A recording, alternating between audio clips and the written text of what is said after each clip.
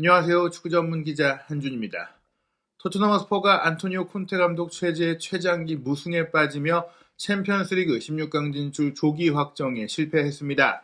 한국 시간으로 10월 27일 새벽에 열린 스포르팅 리스본과 D조 5차전 홈 경기에서 1대1로 비겼는데요. 사실 후반 95분 추가 시간 종료 직전에 해리케인 선수의 극적인 역전 결승골이 터지면서 토트넘이 극장 승리를 거두는 줄 알았어요. 여기서 골이 인정됐다면 말씀드린 대로 토트넘이 1위로 16강을 확정할 수 있는 흐름이었는데요. VAR 판정을 통해서 이 득점이 오프사이드로 결론이 나면서 그대로 경기가 종료됐고, 이 판정에 항의하던 콘테 감독은 다이렉트 퇴장을 받으면서 6차전 마르세유와의 원정 경기를 현장에서 지휘할 수 없게 되기도 했습니다. 말씀드린 대로 토트넘, 뉴캐슬과의 지난 주말 홈경기 패배에 이어 이번 홈경기도 이기지 못했고, 맨체스터 유나이티드와 지난 주중 원정경기 패배를 포함해서 3연속 무승인데요. 이번 경기 토트넘이 충분히 이길 수 있는 내용이었습니다. 경기의 기대 득점값 토트넘이 1.75골로 2골 정도를 넣을 수 있는 기회를 만들었고요. 스포르팅 리스본은 0.81골로 한 골을 채 넣기 어려운 경기 내용이었거든요. 물론 스포르팅 리스본의 빌드업 능력이라든지 경기력 자체 좋았는데 득점으로 이어질 수 있었던 결정적인 기회는 토트넘이 더 많았습니다. 전체 슈팅도 토트넘이 18개, 스포르팅 리스본이 10개였고요. 빅찬스가 토트넘은 3개, 스포르팅 리스본이 2개였는데 토트넘이 너무 많은 기회를 놓쳤습니다. 또 이제 빅찬스로 집계되지 않았을 수 있는데 손흥민 선수의 날카로운 킥과 프리킥, 이런 세트피스 연결 상황에서 너무나 이제 아쉽게도 토트넘의 선수들, 특히 에릭 다이어 선수가 결정적인 기회들을 많이 놓치긴 했는데요. 이날 경기 토트넘이 볼 점유율 58%로 주도했고, 또 18개의 슈팅 중에 7개가 유효 슈팅으로 이어지는 과정 속에 안토니오 아단, 스포르팅 리스본 골키퍼도 좋은 선방을 펼쳤어요. 사실 전반전만 하더라도 토트넘이 득점할 수 있는 기대를 보이지 못했는데 후반전의 경기력이 살아나면서 후반전에만 1.66골의 기대 득점값이 나왔거든요. 하지만 말씀드린 대로 결정력에 문제가 있었습니다. 이날 경기 통계 매체인 폼몹의 평가를 보면은 공격 라인에서는 케인 선수와 손흥민 선수가 나란히 평점 7.4점 받았고, 동점골을 결정적으로 넣으면서 역전승까지 기대할 수 있는 상황을 만든 로드리고 벤탄쿠르 선수가 평점 8.4점으로 최고의 선수로 선정이 됐습니다. 손흥민 선수는 말씀드린 대로 7.4점을 받은 가운데 90분 풀타임을 소화했고 4차례의 슈팅을 시도했고요. 이 4차례의 슈팅 중에 3차례가 골대 안으로 정확하게 이어지면서 슈팅 정확성도 높았어요. 2개의 기회를 창출하기도 하면서 공격 지역에서 자신의 역할을 충분히 해냈고, 또 이날 벤탄쿠르의 골을 어시스트한 페리시 선수도 본인의 크로스 능력이 왜 필요한지를 보여줬다고 할 수 있겠습니다. 다만 손흥민 선수와의 합은 역시 좋지 않았고, 계속해서 크로스 패스를 시도하는 모습들이 나오다 보니까 손케 듀오와 합을 맞추는 부분에 있어서 좀 아쉬움이 있었지만, 어찌됐거나 이런 크로스 패스 능력이 토트넘의 득점으로 이어질 수 있는 상황들, 또 세트피스에서 날카로운 킥력 등은 도움이 되는 부분도 있었다고 할 수 있겠습니다. 또 다른 통계 매체 소파스코어의 평점을 보면 손흥민 선수의 평점이 케인 선수보다 훨씬 높았어요. 벤탄쿠르가 7.9점으로 최고 평점인데 그 다음으로 높은 평점 바로 손흥민 선수의 7.7점이었습니다. 페리시치 7.6점, 해리 케인이 6.9점이었는데 사실 경기 종료 직전에 케인 선수의 극적인 역전골이 인정이 됐다면 케인 선수의 점수가 훨씬 더 높아질 수 있는 상황이었지만 결과적으로 무산이 됐고요.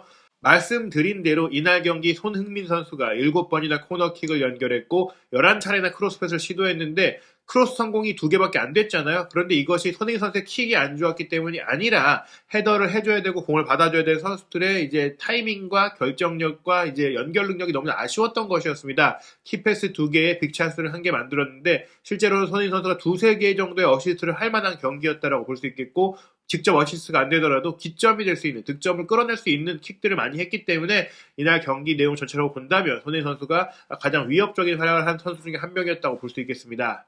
10월 27일 챔피언스리그 조별리그 5차전 전체 결과 살펴볼 텐데요. FC 포르투가 불의회의 4대0 승리를 거뒀고, 또 죽음의 C조에서 바르셀로나가 바이에른 뮌헨과 홈경기 결국 3대0으로 완패를 당하며 내리 3연패를 당하는 부진 속에 챔피언스리그 16강 진출에 실패를 했어요. 같은 조의 인테르 밀란이 풀젠과의 홈경기 4대0으로 크게 이기면서 바이에른 뮌헨과 인테르 밀란이 16강 진출을 확정을 했고요. 김민재 선수가 출전한 나폴리는 레인저스를 상대로 홈에서 3대0 승리로 파죽의 공식 경기 12연승을 달렸습니다. 리버풀 역시 같은 시간 아약스와 원정 경기에서 3대0으로 이겼기 때문에 지금 나폴리와 리버풀이 16강을 누가 1위로 가느냐의 경쟁 속에 마지막 라운드에 맞붙게 됐고요. 토트넘이 스포르팅 리스본을 이기지 못했지만 같은 시간 열린 프랑크푸르트와 마르세유의 경기에서 프랑크푸르트가 2대1로 승리하면서 토트넘이 여전히 D조 1위를 지켰고 1위로 16강에 올라갈 수 있는 가능성이 남았습니다. 프랑크푸르트는 전반 3분 일본 미드필더 카마다 다이치가 선제골을 넣었는데요. 마르세유가 전반 22분에 귀행두지의 동점골로 따라왔으나 콜로무아니가 결승골을 터뜨리면서 프랑크푸르트가 승리했죠. 마르세유는 스포팅 리스본을 상대로만 2번의 승리를 거뒀고 토트넘을 상대로 1번 패배했고 프랑크푸르트를 상대로 2번 모두 패배하면서 현재 승점 6점입니다. 하지만 D조는 혼전이죠. 마르세유가 마지막 경기 토트넘을 상대로 승리할 경우에 승점 9점이 될 수 있고 스포팅 리스본과 프랑크푸르트가 비길 경우에 두 팀 모두 승점 8점에 멈추게 되고 어느 한 팀이 이길 경우에는 또 한 팀은 승점 10점, 한 팀은 7점에 머무르게 되기 때문에 마르세유 입장에서는 토트넘을 이길 경우에는 16강에 오를 수 있는 상황이 되기 때문에 네 팀 모두 기회가 있는데요. 11월 2일 수요일 새벽 5시에 스포팅 리스본과 프랑크푸르트, 마르세유와 토트넘의 경기 결과를 통해서 16강 누가 올라갈지 확정이 됩니다. 토트넘이 승점 8점으로 현재 D조 1위를 지키고 있기 때문에 비기기만 해도 16강에 오를 수 있고 또 승리할 경우엔 1위 자리를 또 자력으로 지킬 수가 있기 때문에 아직 실망하긴 이르고요. 벤탄쿠르 선수의 극적인 동점골, 토트넘의 16강 진출 희망을 살린 중요한 골이었다고 볼 수 있겠습니다. 이날 경기 우려했던 부상자들이 돌아왔어요. 호이비에르 선수와 로메로 선수가 지난 주말 뉴캐슬과의 경기에 갑작스럽게 이제 각각 장단지와 허벅지 근육 부상으로 이탈했는데 빠르게 회복했습니다. 이날 경기 두 선수 모두 선발 출전했고요. 또 콘테 감독은 3-5-2 포메이션으로 최근 안 좋았던 부분들을 좀 깨기 위해서 3-4-3으로 전환을 했는데 쿨루셉스키와 히샬리선 선수가 여전히 부상 중인 가운데 몸 상태를 조금 끌어올린 루카스 모우라를 오른쪽 측면 공격수로 선발 출전시켰습니다. 수비라인에 부상 선수도 많고 징계 선수도 많았던 스포팅 리스본은 그나마 코아테스 선수가 수비라인의 몸 상태를 회복하고 돌아오면서 정상 전력을 가동했는데요. 양팀 모두 3-4-3이었어요. 손흥민 선수와 케인 선수, 모라 선수의 3톱을 가동한 토트넘, 좌우 윙백으로 도어티와 페리치를 배치했고 로메로, 다이업, 데이비스의 3백이 구축이 됐고 호이비에르와 벤탄쿠르가 2명의 주전 중앙 미드필더로 나섰습니다. 스포팅 리스본은 토트넘 출신인 에드워즈를 최전방에 두고 파울리뉴와 트린카기 좌우 측면에 배치된 3톱이었고요. 누누 산토스와 페드로 포로가 굉장히 공격적인 좌우 윙백으로 나서고 우가르테와 모리타가 수비형 미드필더로서 3백 앞을 지켰습니다. 그리고 왼발잡이 센터백 이나시우가 지금 오른발잡이 센터백이 없기 때문에 오른쪽에 배치돼서 좋은 빌드업 플레이를 보이기도 했습니다. 이날 경기 초반에는 탐색전이 이어지다가 전반 14분에 토트넘이 좋은 공격점을 한번 만들었는데요. 케인 선수가 역시 이번 경기도 후방으로 많이 내려가고 손흥민 선수가 최전방으로 침투하는 손흥민 선수가 조금 슈팅할 수 있는 기회를 만드는 그런 손흥민 선수 공격 몰아주기 전술이 이어졌습니다. 케인이 내려가서 왼쪽으로 크게 열어준 패스 페리시가 받아서 또 크로스를 올렸어요. 이 상황에서 손흥민 선수와 케인 선수가 함께 달려들었지만 골키퍼가 먼저 처리했고 흘러나온 공을 이제 오른쪽 윙백인 도어티가 달려들어서 슈팅까지 해봤지만 수비의 육탄방을 막혔습니다. 이렇게 페리시의 크로스를 통해 도어티가 컨테인해서 들어오는 또 투톱이 수비를 끌어주는 이런 패턴 플레이들이 꽤 많이 나왔는데요. 곧바로 1분 뒤인 전반 15분에는 호이비에르 선수가 손흥민 선수에게 공을 내주고 손흥민 선수가 뒤로 나와서 공을 받으면서 케인 선수에게 연결해주는 또 공격 작업이 이어졌는데 여기서 케인 선수가 또 한 번 공미 역할을 했죠. 모우라가 오른쪽 측면에서 가운데로 빠져들어가는 배우 침투를 가져갈 때 스루 패스 잘했는데 아쉽게도 모우라 선수가 공을 받는 순간 아단 골키퍼가 빨리 나와서 차단을 했습니다.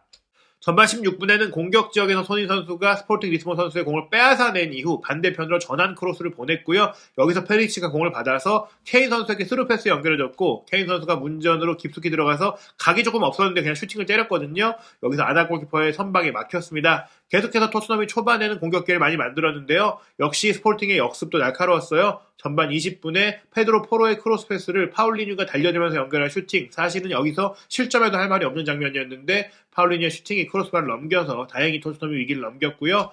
전반 21분 토트넘은 벤탄쿠르 선수가 상대가 내려선 상태에서 공간이 열리자 과감한 오른발 중거리 슈팅을 시도했는데 크로스바를 넘겼습니다. 지난 경기도 마찬가지로 토트넘은 계속해서 활발하게 적극적으로 슈팅을 때리는 경기를 했는데요. 전반 22분 그렇게 공격 기회를 먼저 많이 만들다가 선제골을 내주고 말았습니다. 스포팅 리스본의 오른쪽 센터백으로 출전한 이나시우가 왼발로 꺾어 차는 전진 패스를 과감하게 찔러 넣었고 이 공을 최전방에 있던 에드워드가 내려와서 받으면서 곧바로 또 논스톱 패스를 파울리니에게 연결해줬어요.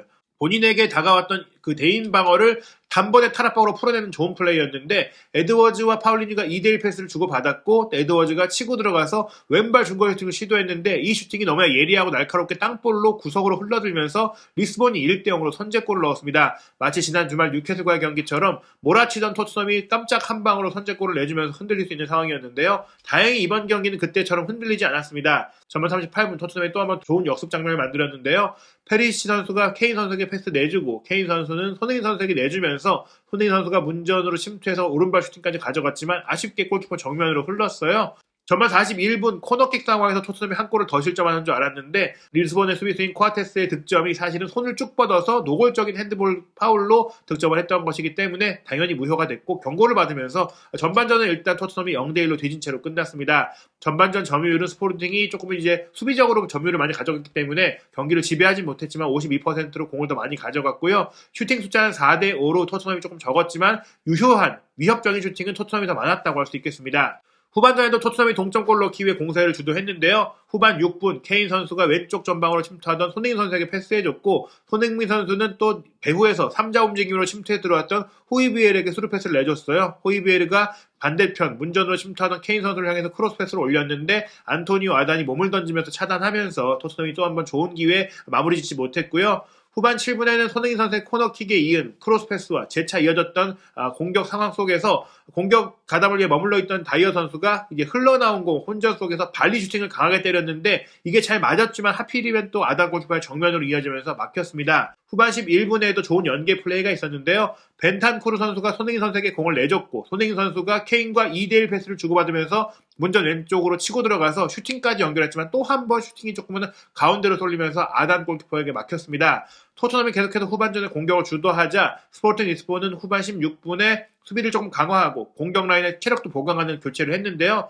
모리타와 누누 산토스를 빼고 나지뉴와 마테우스를 투입하면서 윙백과 중앙 미드필드 라인의 체력을 보강을 했습니다. 후반 25분 토트넘의 윙백 공격이 나왔는데요. 페리시치가 길게 넘겨준 크로스 패스 문전 우측에서 도어티가 이제 왼발 슈팅으로 이제 니어포스트를 노렸지만 역시나 아단의 선방에 걸렸어요. 콘테 감독 공격을 더욱 강화하기 위한 교체를 했는데요. 후반 26분에는 도허티를 빼고 브라이언 힐을 투입했습니다. 이것은 루카스 모라 선수가 원래 오른쪽 공격수였는데 오른쪽 윙백을 맡으면서 윙백을 조금 더 공격적으로 운영하면서 힐 선수를 오른쪽 측면 공격수로 배치한 것인데요. 이에 맞춰서 스포팅 리스본은 후반 26분 트린칸과 에드워즈 두 명의 공격수를 빼고 이사하쿠와 고메스를 투입하면서 공격 라인의 체력을 보강했습니다. 후반 32분에 토트넘은 실점할 수 있는 위기가 있었어요. 페드로 포로가 오버래핑으로 들어와서 시도한 슈팅, 로리스가 막아냈는데 흘러나온 공이 교체로 들어왔던 나지뉴 앞으로 떨어졌거든요. 하지만 나지뉴의 슈팅, 빈 골문이었는데 옆으로 빗나가면서 토트넘이 쐐기골을 내줄 수 있었던 위기를 간신히 넘겼습니다. 그리고 위기 뒤에 기회가 왔어요. 후반 35분에 페리시치가 올린 코너킥을 벤탄쿠르 선수가 껑충 뛰어올라서 자유롭게 정확하게 헤더 슈팅을 연결하면서 1대1 동점을 만들었습니다. 경기 종료 10분을 남겨두고 토트넘이 역전까지 바라볼 수 있는 상황이 됐고요. 콘테 감독은 후반 37분 루카스 모라와 벤 데이비스를 빼고 에메르송 로얄과 랑글레를 투입하면서 수비를 조금 안정화하면서도 체력을 좀 보강하고 또 다시 힐 선수의 공격력을 좀 배가시킬 수 있는 교체를 단행했습니다. 그리고 후반 39분 손흥민 선수의 오른발 프리킥 크로스가 정말 날카로웠습니다. 여기서 다이어 선수가 그냥 헤더 슈팅을 했다라면 골이 될 수 있었는데 빗 맞았어요. 빗 맞고 흘렀는데 이 빗 맞고 흐른 공도 반대편에서 침투했던 벤탄쿠르가 슛을 하기 위해서 몸을 던졌지만 건드리지 못하면서 득점이 되지 못했습니다. 여기서 사실 건드리기만 했으면 손흥민 선수의 어시스트와 더불어서 역전골이 될 수 있었을 텐데 너무 아쉬운 장면이었고요. 후반 44분에는 랑글레가 왼쪽 측면에서 공격 지역까지 가서 올린 크로스 패스, 다이어가 헤더 슈팅까지 연결했는데 이 슈팅 역시 거의 뭐 골대 바로 앞이었기 때문에 골이라고 생각했는데 골대 옆으로 빗나갔어요. 다이어 선수가 공격에 가담했을 때 계속 기회를 맞이했는데 결정력이 너무나 아쉬웠고요. 그런 가운데 후반 45분 스포팅 리스본은 총공세를 펼치던 토트넘의 뒷공간을 노리면서 이사하쿠가 강력한 왼발 중거리 슈팅을 때렸는데 로리스의 선방으로 패배 위기를 넘겼습니다. 후반 추가 시간에도 토트넘의 공격이 이어졌는데요. 추가 시간 2분 손흥민 선수의 왼발 중거리 슈팅을 아단 선수가 막아냈고 흘러나온 공을 힐 선수가 받아가지고 벤탄쿠르에게 밀어줬어요. 근데 여기서 또 골대가 바로 앞에 있었고 충분히 공간이 많이 있었는데 벤탄쿠르 선수의 슈팅이 크로스바를 넘기면서 손흥민 선수의 슈팅을 기점으로 했던 아주 좋은 장면이 또 한 번 무산이 됐습니다. 그런 가운데 후반 추가 시간 5분 페리치 선수가 이제 왼쪽 측면을 돌파하다가 중앙으로 꺾어 들어오면서 바깥에서 오른발로 올린 크로스 패스 로얄 선수가 이제 공격에 가담해서 헤더로 딱 떨궈줬고 이 떨궈준 공을 골키퍼와 근거리에서 케인 선수가 기가 막힌 순발력으로 때려 넣으며 역전골을 성공시켰습니다. 극장골이 된 줄 알고 난리가 났는데 VAR 판독이 진행이 됐거든요. 로얄이 헤더 패스를 하는 순간 오프사이드 위치에 케인이 있었다라고 의심이 되는 장면들이 있었는데 실제로 선을 그어보니 케인 선수가 오프사이드 위치에 있었어요. 다만 로얄 선수가 헤더 패스를 하는 순간에 스포팅 리스본 수비를 막고 이어졌기 때문에 수비를 막고 간 것이니까 오프사이드가 아닐 수 있지 않을까 생각을 했지만 어찌됐거나 로얄의 의도가 패스의 의도가 있는 상태에서 맞고 간 것이다 보니까 케인 선수의 오프사이드가 인정이 되면서 이 골이 무효가 됐고 콘테 감독은 이 상황을 따지다가 조금은 거친 말을 한 것 같아요. 그로 인해서 퇴장을 당했고 마르세유와 6차전 뛸 수 없게 됐습니다. 토트넘 3연속 무승에 빠졌는데요. 2022 카타르 월드컵이 열리기 전까지 아직도 5경기가 더 남아 있습니다. 10월 29일 토요일 밤 11시 굉장히 짧은 휴식 기간만 갖고 본머스와 프리미어리그 원정 경기 치러야 하고요. 11월 2일 수요일 새벽 5시에는 마르세유와 챔피언스리그 D조 최종전 경기 치릅니다.